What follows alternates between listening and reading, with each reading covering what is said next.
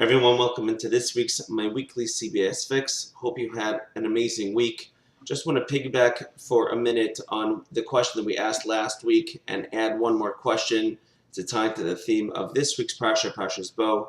So last week we asked that if Hashem wanted to take the Jewish people out of Egypt, why did he harden Pharaoh's heart? He should have just allowed him to go. So we gave three different answers. And the fourth answer I wanted to share with you, but it's certainly more apropos in this week's Parsha, as it's the beginning of the verse. And the verse says, Hashem says to Moshe, come to Paro, ki ani echvadati es liba, because I hardened his heart and the heart of all his servants, in order that I should place my signs amongst him, amongst the people of Egypt. And then the verse says, nor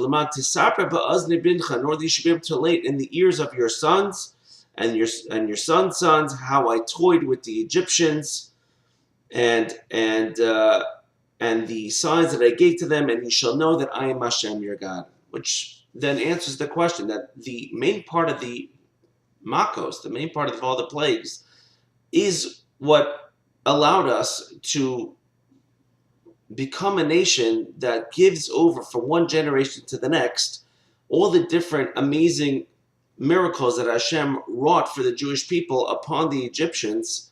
That is part and parcel of how we became the Jewish people. And therefore, by the Passover Seder, when we sit down, it is a big mitzvah to relate over as much as we can. The more we talk about it, the bigger the mitzvah, but it's a mitzvah to relate as much as we can all the amazing things that Hashem did for us while taking us out of Egypt. And that instills in us, like we said last week, the emunah, the trust that we have in Hashem, and it was our obligation to pass it on from one generation to the next, and that is exactly what it is that the Jewish nation was founded on. And later in the parsha, the Torah talks about the redeeming of the firstborn sons, firstborns of the animals, and the verse says that it'll be if your son later at a certain time asks you, Mazois, what is this? So you should relate to him because Hashem killed the firstborn, and the message to the son is that Hashem killed all the firstborn in Egypt, and all the other firstborn of the Jewish people were spared, and therefore it's teaching the child the element of gratitude that every firstborn child, an animal, has to have, that Hashem specifically went over them. And the truth is that this theme of Mazos is not just regarding this mitzvah. Mazos means, what is this thing? We should really apply this to all of the mitzvahs that we do, and should really be the mantra of all of our Judaism.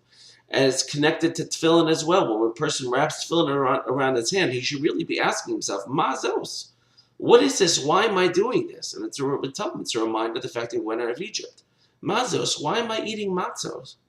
Matzos. So what is this? What I'm eating matzah? What is the connection? Why am I doing this, Dad? Why am I doing this, Mom? And we thought, oh, Hashem took us out of Egypt. But don't give them a simple answer, because they don't necessarily want a simple answer. They want to be able to connect on a deeper level. And the question of Mazos isn't just a simple, what am I doing this? No, tell me the reason behind it. How am I connecting? How is it that if I put on tefillin, I am connecting to Hashem? How is it that if I eat a certain thing, how does that connect me to Hashem?